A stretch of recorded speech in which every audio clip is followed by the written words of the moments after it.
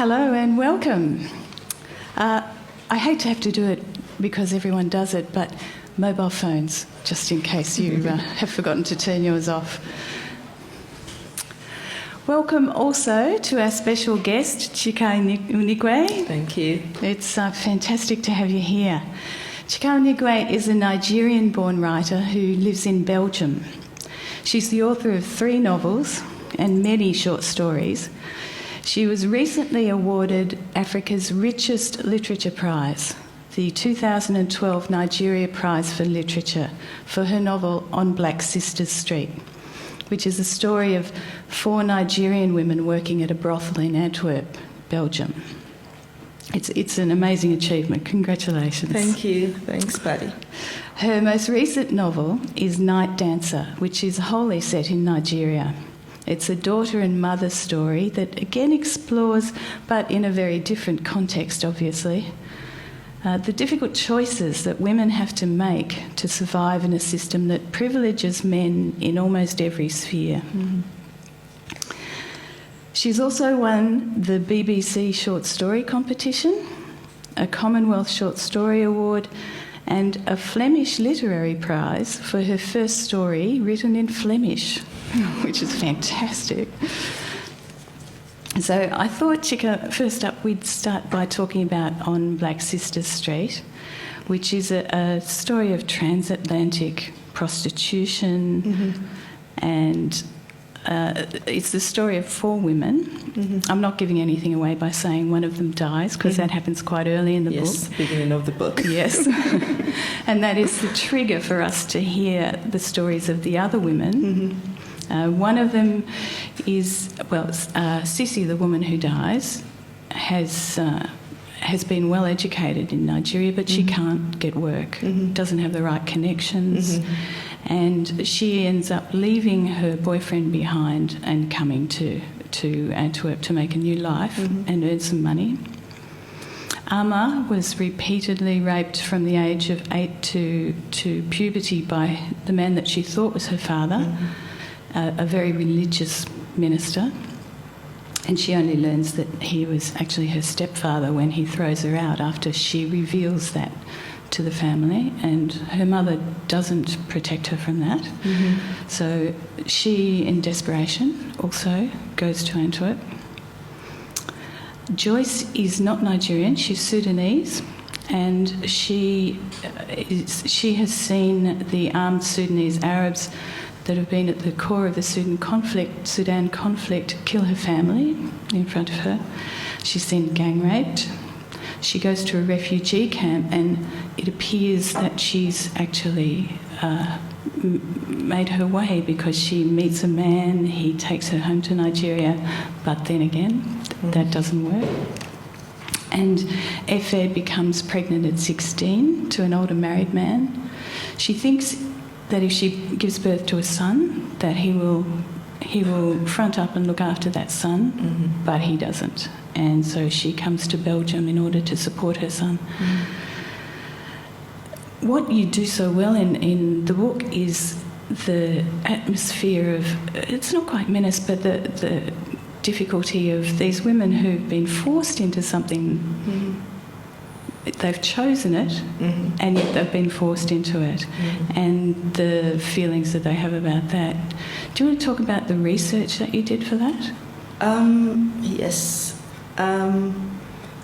When I started writing On Black Sisters Street, and a question I get very often is, why did you choose to write about, Nigerian sex workers in Belgium? And to answer that question, I have to sort of go back a bit to my to growing up in Enugu. I grew up in a very conservative Catholic home, and growing up, we weren't allowed to use words like sex at home. And in our sitting room, we have like a really massive, what's it called, tapete, carpet, thank you, wall carpet of the Sacred Heart of Jesus. Okay. And it was right behind the sofa where we would sit. My mother has 5 girls, 5 daughters and 2 boys. But whenever any of our boyfriends came to visit, we'd have to sit on that sofa with Jesus watching over us. I weren't allowed to use words like sex and all of that. And one of my favorite songs growing up was, I think it was Salt and Pepper's Let's Talk About Sex, Baby. And I really loved singing it, but I could never use the word sex. So to sing it, I'd have to substitute sex with bread. Let's talk about bread, baby. And anyway, so I grew up in that sort of home. And then at university, I met a Belgian man, and he wanted to go home. And as you do, I moved with him. So I moved to Belgium with him. And one of the biggest cultural shocks I had moving to Belgium was seeing sex in the open. I remember the first time I saw women behind display windows in lingeries, and they were obviously sex workers. And so that was a very huge shock to me. And then when I heard that a lot of the African workers in Belgium, in Antwerp, were from Nigeria, my curiosity just became unbearable, and I had to do something about it. And one way of doing that was by exploring it in fiction. And so I started writing lots of short stories about Nigerian prostitutes in Antwerp, but your imagination only takes you so far. And at a certain point, I wanted to do a much more expansive work, and so I went to the red light district of Antwerp. So I wore mini skirts, high boots, and dragged my husband. He's almost 2 feet tall, so very imposing. And I went there. One of the first places I went to was a cafe called Ketuche, which has a reputation for harboring a lot of illegal Nigerian sex workers. Although the owner says not, he says they're all customers. Of course.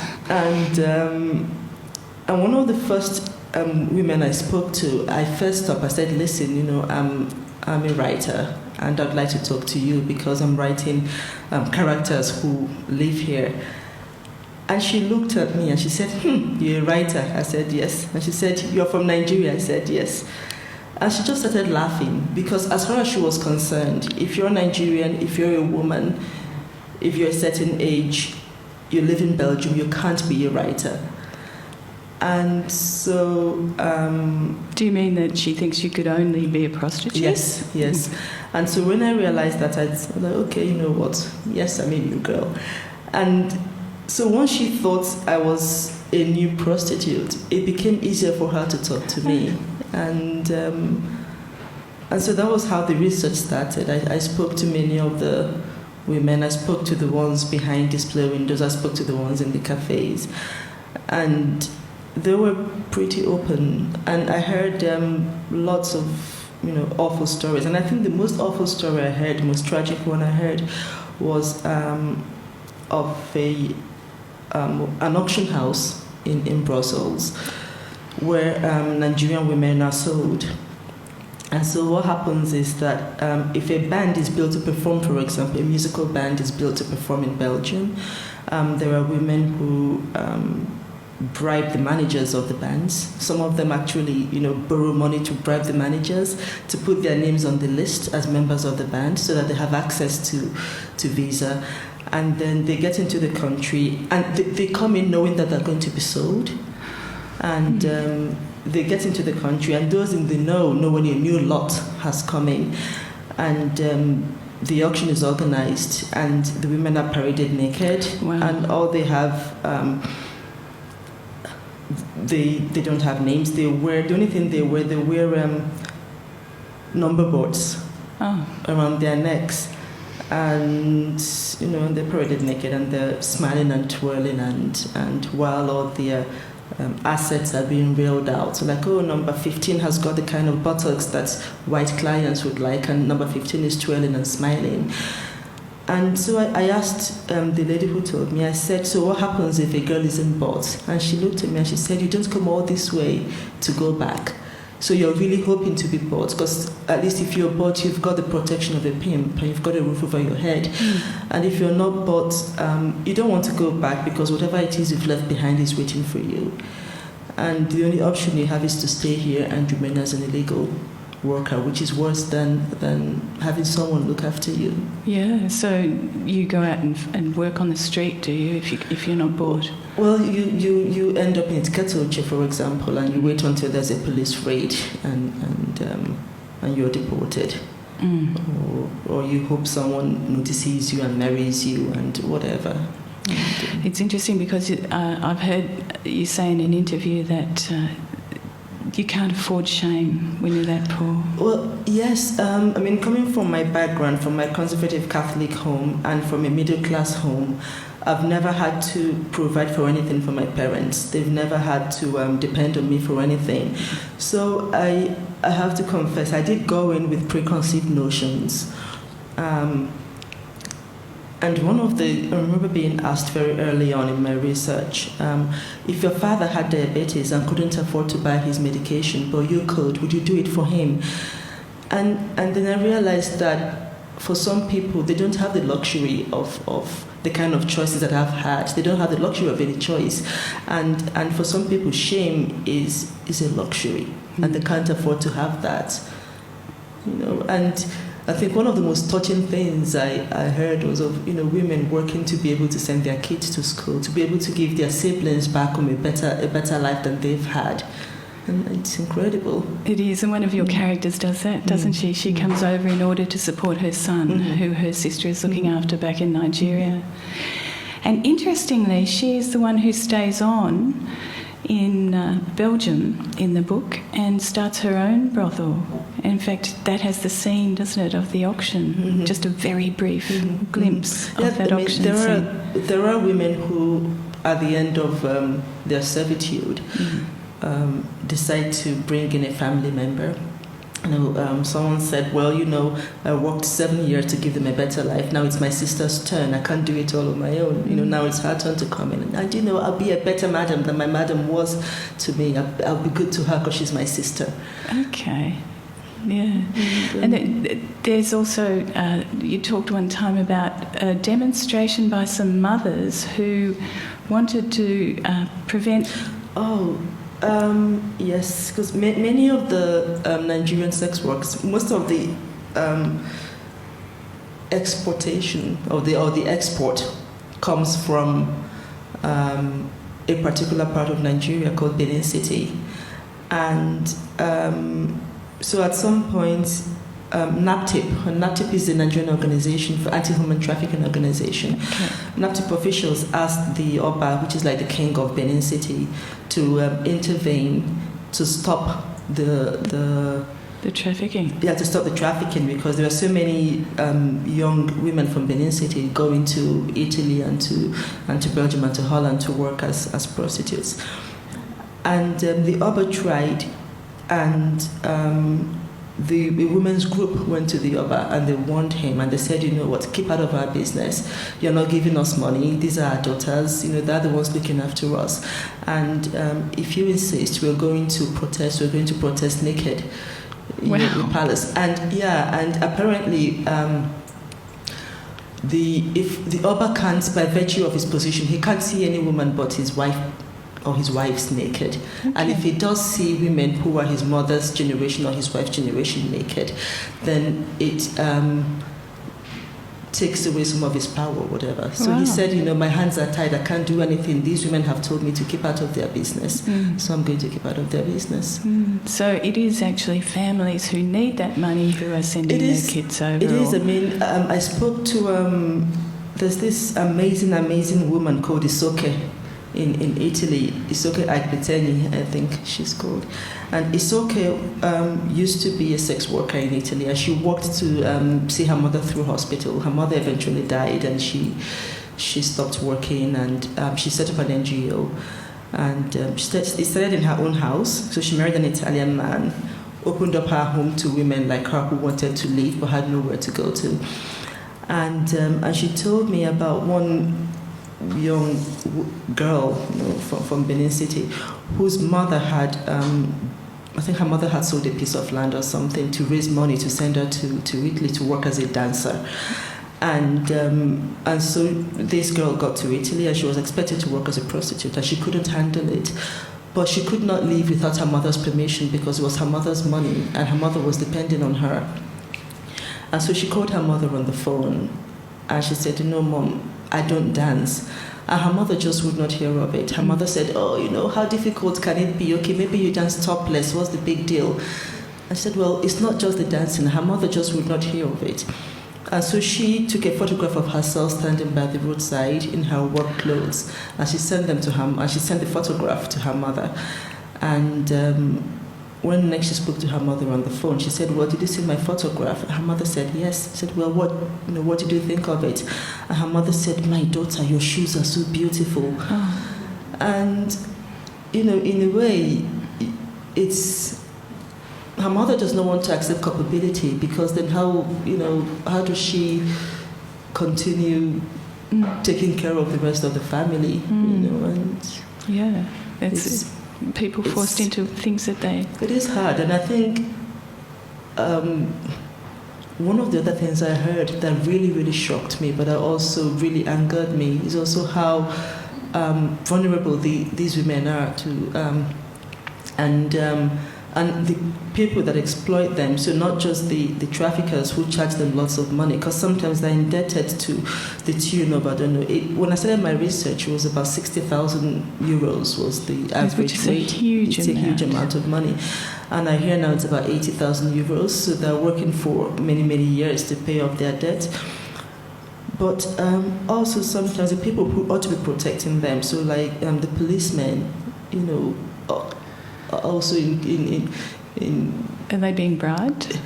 They're being bribed. I mean, there was this one. She told me she was caught at Brussels station with a fake passport. She was going to go into London, and so they did all the official things, and they took out they wrote it's called process verbal statement, police statement, mm-hmm. Yes, and had thumbprint, everything in order. And they locked her up in a room, and she was there waiting for her fate. And after a while, one of the immigration police comes in and says, "Well, I clock off at midnight, and if you go back with me to my hotel room and you give me free service, I'll let you go." She said, "Okay." And so while she's waiting for him, a second one comes in and goes, "Oh, I know you girls, you always have lots of money, so how much have you got in your wallet?" And she had about 700 euros or something. He said, "Okay, if you give me all of that money, I'll tear the statement here and you can go. You're free to get back into Antwerp. And why do you want to go to London anyway? Aren't you good to you here?" And so she handed over her wallet, and he took all the money and it tore the statement and let her back into the country. Well, it must work that way. Otherwise, how could there be that many, really? That many illegal immigrants? She said she came into Italy via London, and there were about 6 of them or 7 of them who were brought in by the same trafficker. And when they landed at Heathrow, they were met by a member of staff. And so rather than exit via the regular exit, they were taken out through the staff exit. Huh. And there's an interesting story in here where one of them is sent to the immigration department and told to tell a story about being a refugee. Mm-hmm. And it's very clear that it's not going to work. No. But they still do that. They still do that. I don't know why. I think it's probably to let you know that you're powerless. You're... Yeah. But one of the great things about this book is that whenever I hear about that sort of thing, it seems as though there's no end to it. 80,000 euros, how can you ever pay that back? Mm-hmm. But 3 of the women do actually pay the money back and move on. And one, as I said before, goes on to have her own brothel in Antwerp. Mm-hmm. But the other 2 go home, and one starts a school and one of them starts a boutique. So it is possible for people to do that. Did you meet some people who've done that? I know of some people who have left because they finished paying off, and some people who have left because they met some Belgian man who takes out a bank loan and buys their freedom for them and brings them out, and they're leading completely different lives. I know people who have paid off their debts and have gone back to work because now they can earn money for themselves. Right. And I know of a lady who left, and she worked as a cleaner for a while, but it wasn't paying her as much, and she chose to go back and work for herself. And make a decent wage. Yes. Yeah, because she would have still been illegal. No, I mean she was legal. She was legal. Yeah, she was legal, and then she registered as a legal prostitute, as a legal sex worker.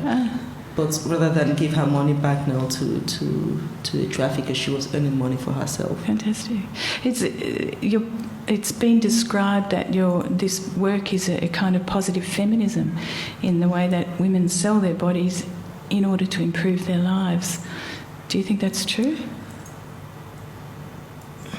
I think what this does, and that's also the impression I got from the women I spoke to who were quote unquote making it, because not everybody is lucky, is the fact that it can be, I'm trying to choose my words carefully, it can be empowering, because they come from a very patriarchal culture, and what this does is give them access to malehood in a way that they would never have been able to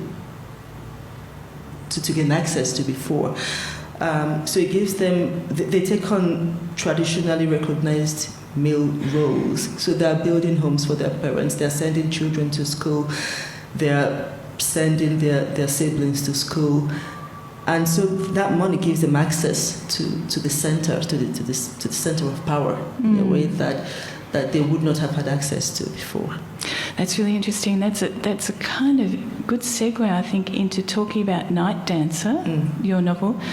In Night Dancer, again, it starts with someone who's died, and that's the mother of a woman who's very bitter and resentful against her mother, because her mother defied society, left her husband and brought up a daughter on her own. Not only brought her up on her own, but refused to say that her husband was dead or anything like that. She just said, this child has no father. And so the child was treated very badly and called a whore's daughter and so on and so on. In the rest of the book, you hear the whole story of what happened to the mother and how the maid in the mother's family bore a son to the husband and then got taken on as a wife and bore him more children. But what I found really interesting there was the whole idea that there were two very strong female friendships in that book. And one was the mother who'd left, and she had a very good friend called Madame Gold, who was kind of an auntie and a mentor to her daughter. And the other one was the maid had a very good friendship with another maid. But when she was taken in by the husband, who was her boss before, and her status rose, and she had more children, became the respected wife, she was really glad when the other maid stopped contacting her, because she knew that she would have to stop contacting the maid. So it seems to me that there are many levels of hierarchy in how women behave with each other. And I was wondering, the French on Black Sisters Streets, the four women who live together barely know each other until one of them dies. And then they get to know each other. So there's a difficulty in the way, and I think that works in probably here as well, in every way, that you're supposed to compete with other women. I think it's human nature. I don't think it's just women. I think it's just human nature. People are constantly competing. I mean, if it's not men in the locker rooms, it's women somewhere else. In Night Dancer, one of the things that you do so beautifully in that is shift our allegiance between different people as we learn their story. And at first it seems that the mother has been very cruel bringing up her child that way, and then you hear her story, and then it seems like the maid has been cunning and deceitful, and then you hear her story and the poverty that she's come from. So it seems that your books are very much about the ways that you move to get yourself into a better position in Nigerian culture for women. Would you say that's right? Possibly. I haven't read these books. I mean, I wrote them. I haven't read them since I wrote them, so... I know the feeling. Yes. I'm going to ask you now a few questions. What is the name of? No, I'm only joking. Yeah, but I mean, Nigerian cultures, Nigeria is a big country, and Nigerian cultures on the whole are very patriarchal cultures. And I'm Igbo, and Igbo culture in particular is very patriarchal. And and as a woman in that sort of culture, I've always been interested in how people sort of negotiate, around it. What do you do if you're a strong woman and you don't want to tie yourself down to all these other roles? How do you do that? And one of my earliest idols is a writer called Flora Nwapa. And Flora Nwapa was the first African woman to be published in English, or to be published in England. She was published in 1962, so 4 years after Chinua Achebe's seminal Things Fall Apart. And Nwapa was a very strong, independent woman, and she published her books under her maiden name, which is, she's, on the surface, she's a really strong feminist woman. But Flora Nwapa always refused to identify with feminism. Like, no, I'm not a feminist. Or she would say, well, I'm a feminist with a small letter F. She was very wary of being called a feminist. And she was in a polygamous relationship as well. So there was all these contradictions about her. And I met Flora for the first time when I was maybe 6 or 7. And the older I got, the more I wondered about her. How do you become feminist, even with a small letter F, in that kind of society, if you don't want to rock the boat, And is that where the nego-feminism comes from? The nego-feminism is a term coined by Professor Obioma Nemeka, who's a brilliant Nigerian scholar. And so nego-feminism stands for no ego feminism or negotiated feminism. So that's part of negotiated feminism or no ego feminism. No ego feminism. No ego feminism. That's an amazing term, isn't it? Yeah. And the first time she spoke about it, she told us the story of this woman in some, I don't know if it was in Nigeria or somewhere in Africa. I'm not sure where now. And some photographer had come to take a picture of her for a Western magazine. And every time he put, because she'd done something amazing, I can't remember what, but every time he positioned the woman for a photograph, she would call her children, like, oh, come and stay with me. And he'd like, no, I don't want your kids, just you. And he would send the kids away. And she would sit down, and then he would get the camera again, position it, and then she would go, no, my kids, come. And at some point, he gets really upset. He goes, like, no, I don't want your kids, I want you. And she's like, no, these kids are an extension of me. I can't be me without these children. And that was the way she illustrated no ego feminism. It's not individualistic. It's a feminism that takes into account that you come out of a particular culture. And I don't think that Nwapa would have objected to being called a nego-feminist, if she knew about it. Right, yeah. And so it also includes family, obviously, the way she's bringing her kids in, that no-ego feminism is a family culture, the whole... It's a lot more expansive than Western feminism. It's a lot more expansive. It's also realizing that for some women in some cultures, being a feminist isn't just about... I'm trying to figure out a way to say this. Isn't just about you, and that also for some women it's not an option that they can pursue because they can't afford to. They don't have jobs. They can't, they can't get out and demonstrate. Another example. 'Cause right after I heard Nemeka talk about nego-feminism. One of the earliest short stories I wrote was called Sugar in My Tea or something. But it's about this woman who is in an abusive relationship, and she can't leave because her society privileges marriage. So she can't leave because she doesn't want to be pariahed. And then secondly, she can't leave because she doesn't have a job. She doesn't have financial independence. So she depends on her husband for that. And she's got 2 daughters with the husband. And the husband is Catholic and can't take a second wife. But what he wants above all else is a son, because sons are privileged in that society as well. And so she's stuck in this marriage where she can't leave and she's being abused. And she wants to... She wants some sort of, not revenge, And so she goes to a feminist doctor who ties her tubes on the slide. Oh, gosh. And so she knows that no matter what her husband does to her, she can never give him that son that he craves, and he can't leave her. So he's stuck. He's stuck with her the same way as she's stuck with him. And he's never going to get that son that he wants. Yeah. So... in a way, his lineage is going to end with him. Fascinating. Actually, that makes me want to read you out a little bit from your book, a couple of lines.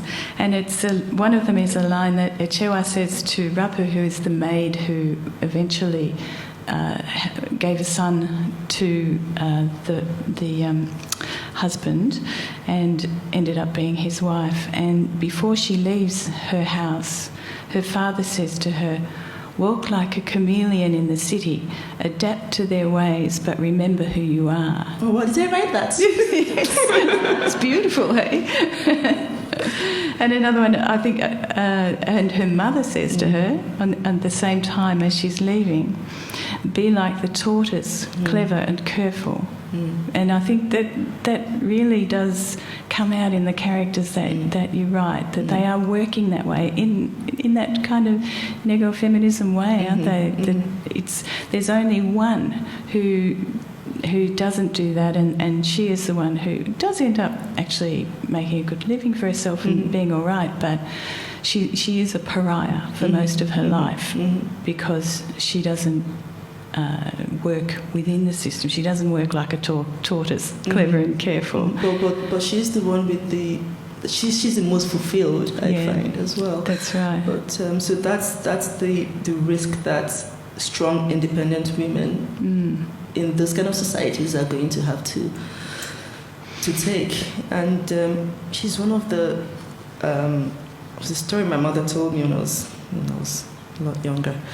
And so my mother had this friend who had 4 daughters, no son. And she was a very wealthy woman, but she was married. And her husband wasn't doing half as well as she was. So everything she bought in her husband's name. So property, she was registered under her husband's name because, she didn't want to be seen as a rebel. And they had a fairly good marriage, so she did not mind. And at some point, the husband got ill, and he was taken. And she sent him abroad for treatment, and then he died. And when my mother heard that the husband had died and that her friend had come back to the country, she went on a condolence visit. And she said she got there, she was so shocked at the way the woman was cussing her dead husband out. She was like, "Oh, I wish I could dig him up from the grave and kill him again." I was like, "Oh, what's happened?" And it turned out that he'd made a will. And in the will, he'd willed everything to a son that he had, that she knew nothing about. Oh. And it wasn't even his to give out. But she was towing the lines, trying to be a good wife, and making sure that even though it was an open secret that the money was actually hers, that everything was in her husband's name, to sort of give him respect and da-da-da. And then she ended up losing everything. So even when you behave the way that you're supposed to, doesn't necessarily mean you'll get... No. No. So maybe Yezi's way... What's her name? Yezi? No. The mother. Yes. Thanks. Yeah. So maybe Yezi's way is the best. Maybe it is. It is. And her daughter does come around to feel that, doesn't she, in the end? Which is it is a really empowering end to that novel. It's fantastic. Thank you. Maybe we could just talk a little bit about some things other than the books, because you're a social activist, self-described, and I was interested to read that you are working on updating the Igbo dictionary. Yes, we have. So Igbo is my language, and it's one of the endangered languages. Are there many in Nigeria? About 300 languages.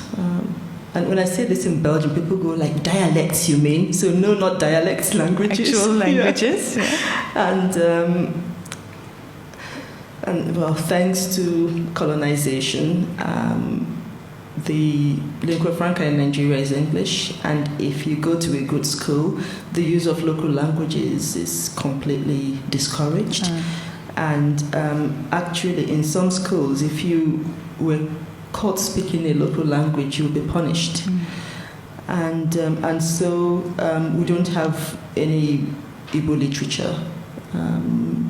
And you don't write in Igbo either, I don't write in Igbo, no. I speak very good Igbo, but I've never done Igbo at school, maybe in primary school, but not enough to write. To feel confident about text. Yes, yeah.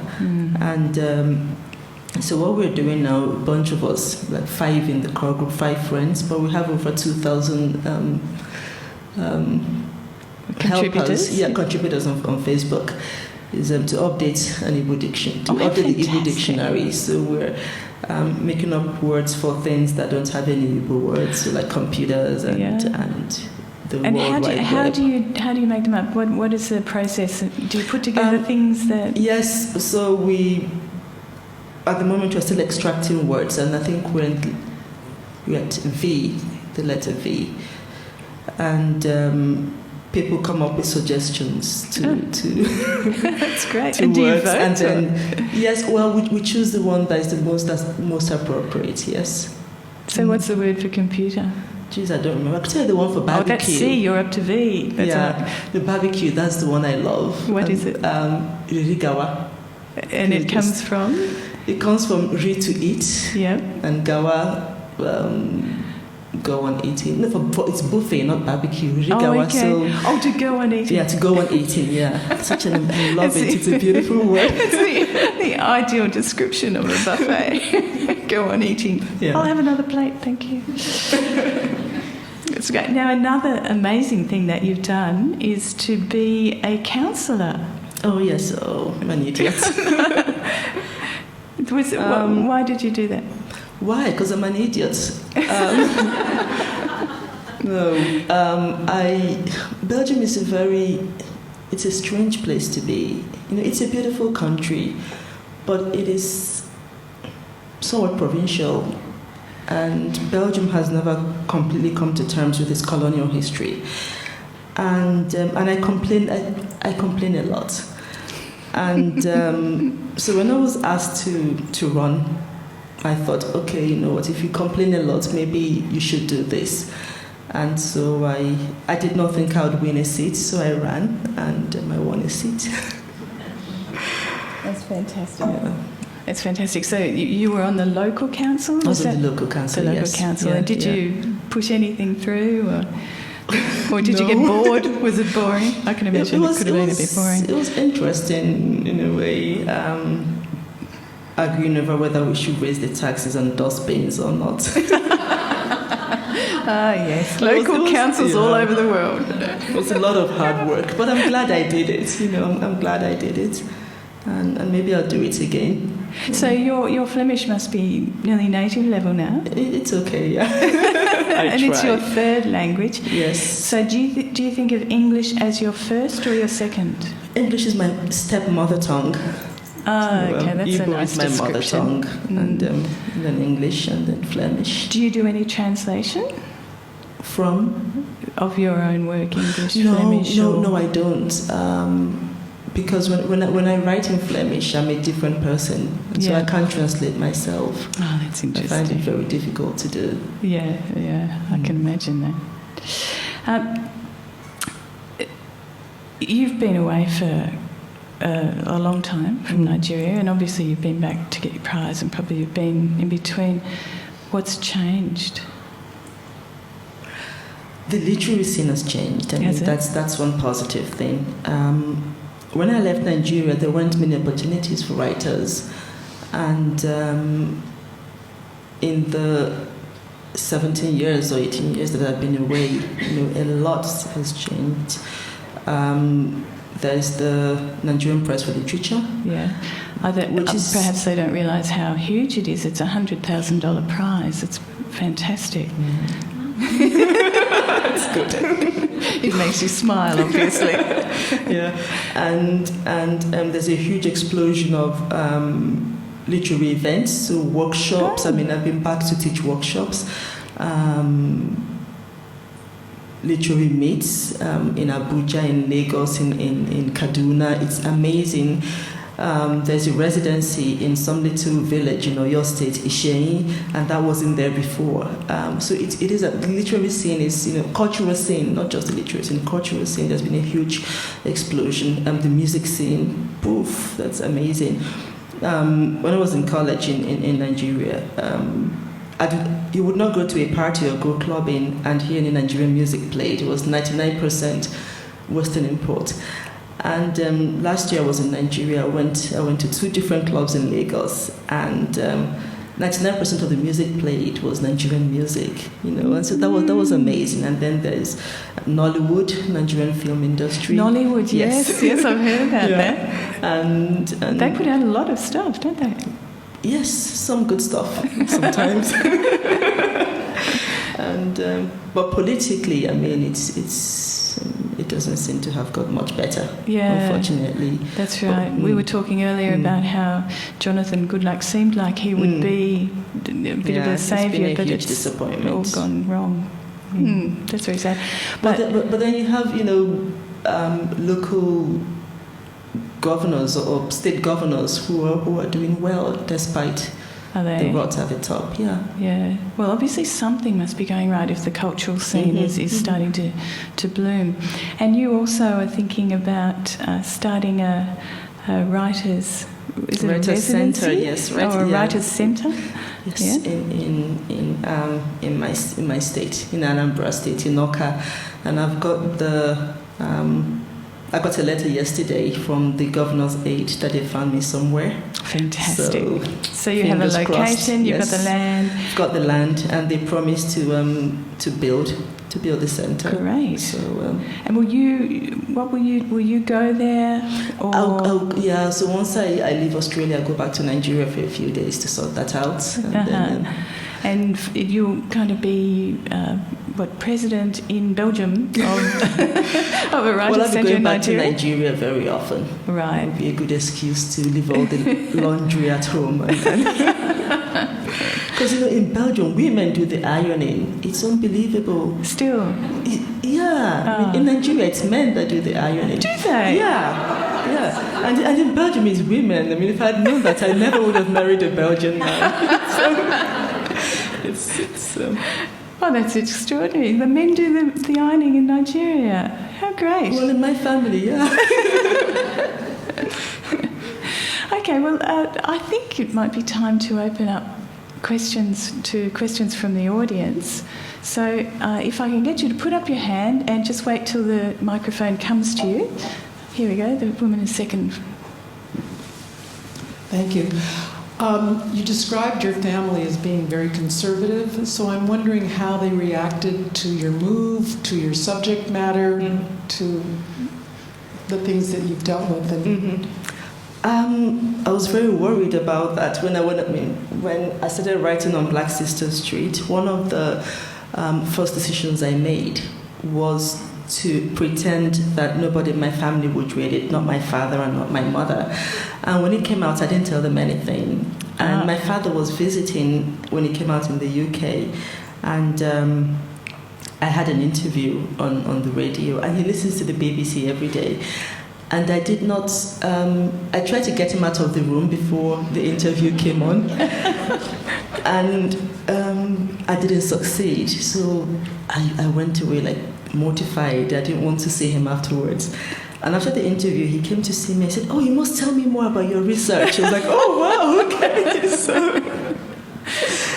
So everyone's becoming more liberal. And I'm a mother myself now, so... Yeah, and obviously he's I'm very a big proud. Girl.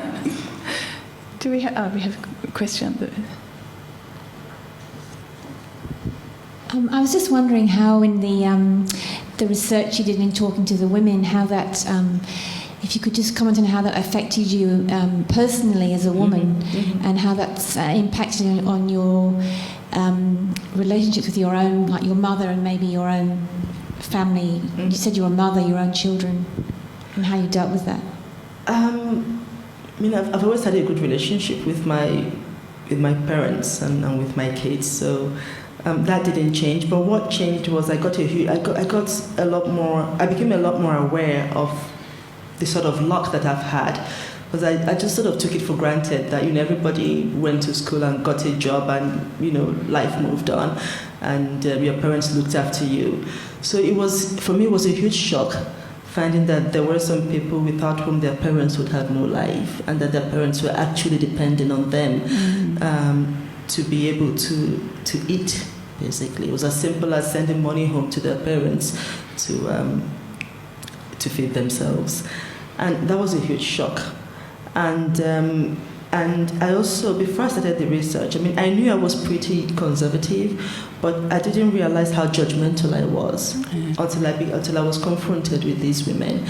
And I think I came out of it a lot better than I went in. That did a lot to me. And I also became very angry with the Nigerian government. I can imagine.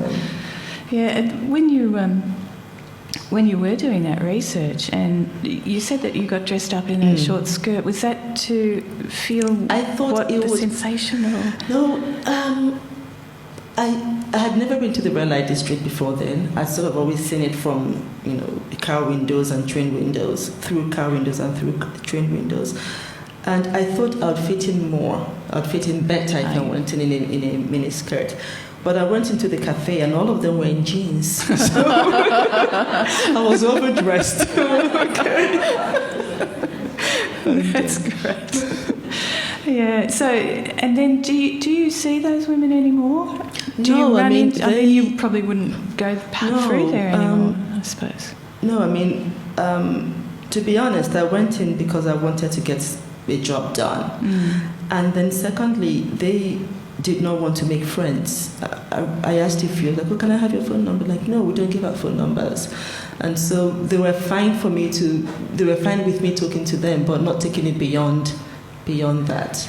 Yeah, that's so. It really comes across in the book too that that the women in the book have a kind of a core that they keep to themselves. It's their own personal secret core. Is that because of what they're doing? Well, I think that's important for them because they're having to live as different people 7 days a week.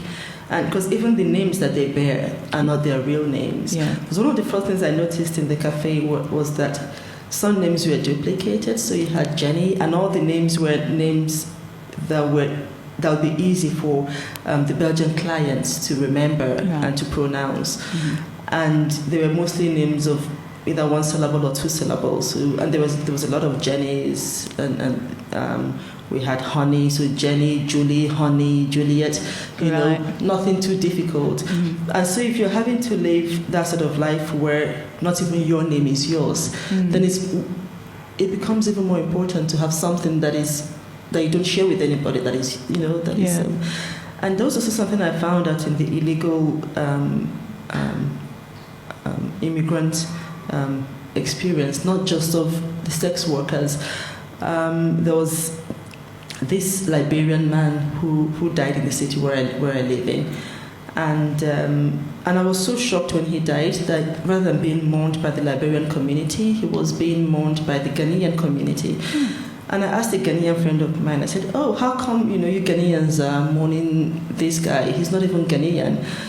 And she said, "Well, he was Ghanaian. He was only Liberian on paper, And so even the name I knew him by, I think he was called Sam, wasn't his real name. He had a Ghanaian name, and he was a Ghanaian Muslim, but on paper he was a Liberian Christian called Sam." And why was that? Why had he changed his identity? Well, because it was easier for him to get asylum as a Liberian war refugee than as a Ghanaian economic refugee. Right. And so he'd spent all this time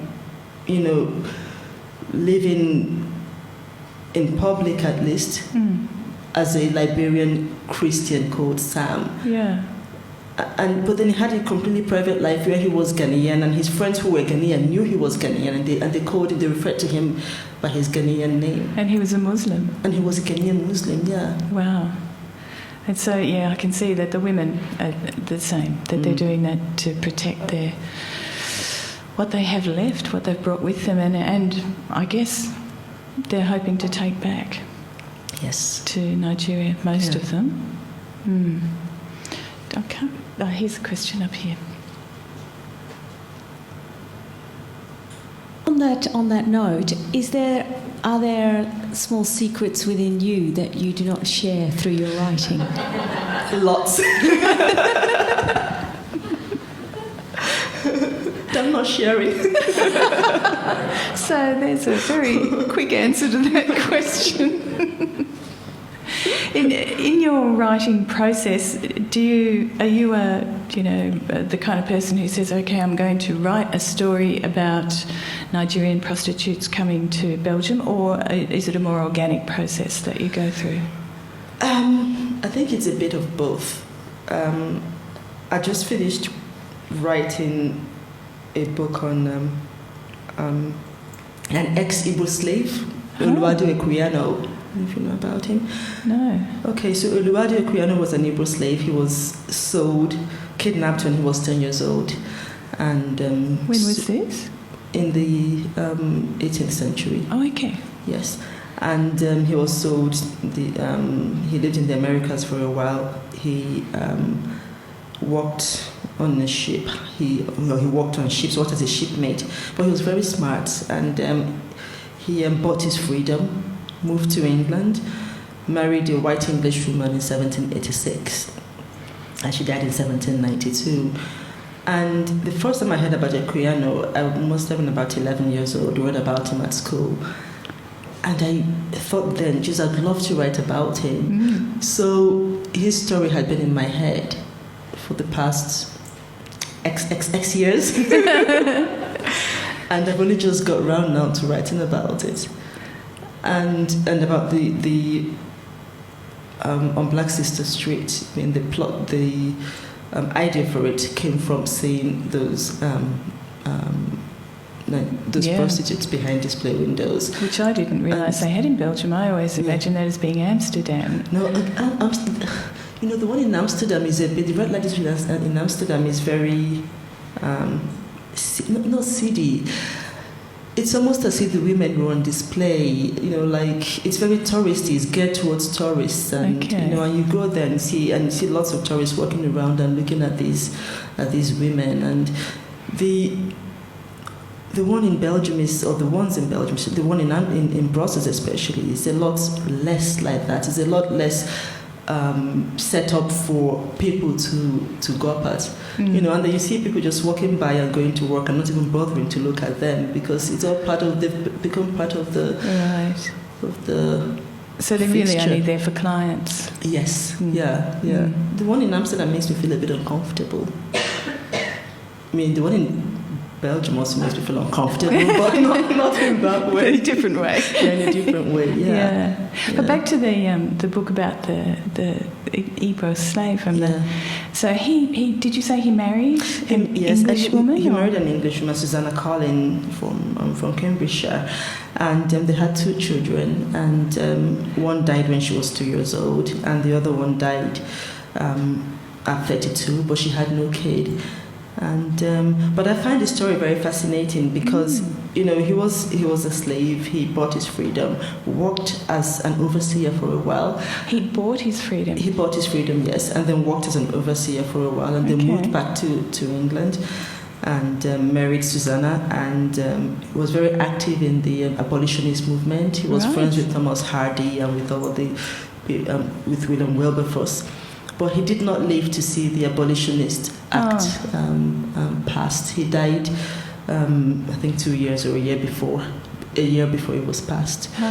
But and he even wrote his own book. He wrote the interesting narratives of Oluwadu Equiano or Gustavus Vassa. That was his slave name, Gustavus Vassa. Right. They had different names as slaves? I mean, the name he was given by his parents was Oluwado. Yeah. Ekuyano. And when he was bought, the last name he was given, because he was given several names by different masters. He was Jacob at a point, and Joseph, and then Gustavus was the last name. A bit like Jenny and Honey. Yeah, yes. And Gustavus was the last name he was given, Gustavus Fasa. And so he has his own book, but his book was written mainly to promote the abolitionist movement. So it's all about him being a slave. He says nothing at all about his private life, right? Which is very good for a fiction writer, because then you have all the space to fictionalize that. Yes, absolutely. Yeah. That's a great story. So that'll be coming out in a year or two, I guess, if you've just finished. My agent sells it, yes. I'm sure your agent will sell it. And just a little bit more about the way that you write. I've heard you say that you're not a confident writer. No, I'm not a confident writer, no. Geez, every sentence I write costs me a lot of blood and sweat, because I never think anything is good enough. And I get shocked when people say, well, I read your book and I loved it. I'm like, oh, okay. It's nice to hear, but no, I'm not a confident writer, not at all. Surely this has given you a little boost, winning this fantastic prize. Well, yes, I think that's what prizes do to writers. It gives you a certain sense of validation, because I didn't bribe the judges, and I didn't meet any of them until I went to Nigeria last month for the award ceremony. I didn't know any of them at all, except by reputation. So it was good. Yeah, very fortunate, very lucky. Oh, I think it's more than luck. Are there any more questions? Yes, just down here at the front.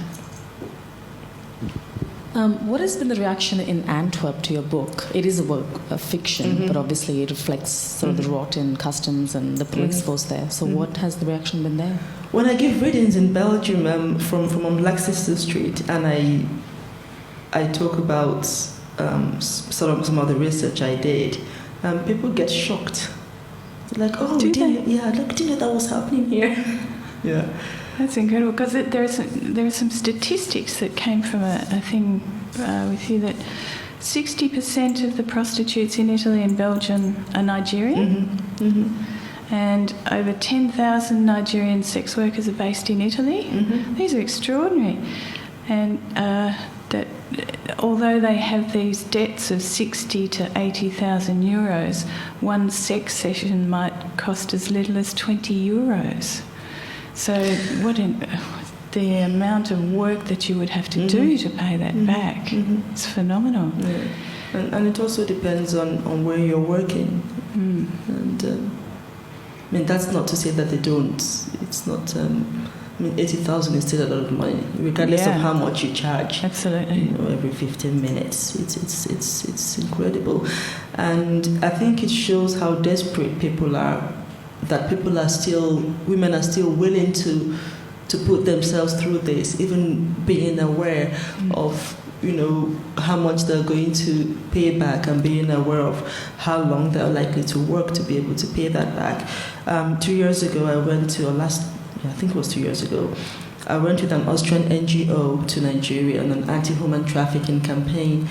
And one of the places we targeted was Benin City, because many of the women come from Benin City, and we went to schools, and we went to there was this girls' school we went to, because we wanted to target girls between 14 and 16, which is the age at which they're groomed, and we spoke to a hall full of girls, about 300 girls, and we showed clips from documentaries, and I read a bit from the novel, and we talked, about how difficult life was, for sex workers.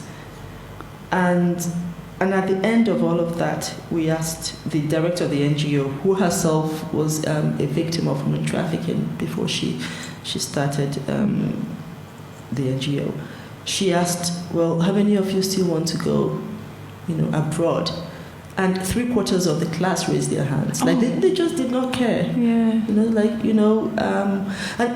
not they did not care. I think it's more like they could not imagine any other way of getting out of the cycle of poverty than that. Yeah. And it's very sad to see, but when people think they have no other options, or when people have no other, not just think, when they have no other options, then, you do what you have to do. Do what you have to do. Even when you know how harsh it's going to be. I remember someone said, well, I think we asked one, aren't you afraid of getting AIDS? He said, well, people who have AIDS are better than I am. Better off than I am. So at the end, you have to die of something, and I might as well die making money than not. It is sad. It's sad. Terrible. I think we've got time for one more quick question, just here. I'm just interested, you said that the girls have got no other options. I'm just wondering what can be done to provide options for the girls so that they can actually see another way to raise some money rather than having to sell themselves abroad. I think that's there's something that the Nigerian government has got to do. Nigeria is a very wealthy country, but there's a huge discrepancy between the rich and the poor. And so you have a country where people can afford to some people can afford to send their kids to schools where they are paying $60,000 to $80,000 a year. And then you have others who can't afford a book. And so the women who are making these choices to come abroad and work as prostitutes are not women whose families have got money. They are women for whom, they don't have any access at all to making money. And so it's got to be the Nigerian government's decision to make sure that every young girl, every young person has access to the same quality education and access to the same quality jobs. Yeah. So it has to start from the top. Okay, well, I'm afraid we're out of time now, so I'd like to thank Chika Unigwe for a fascinating talk. And thank you all very much for coming.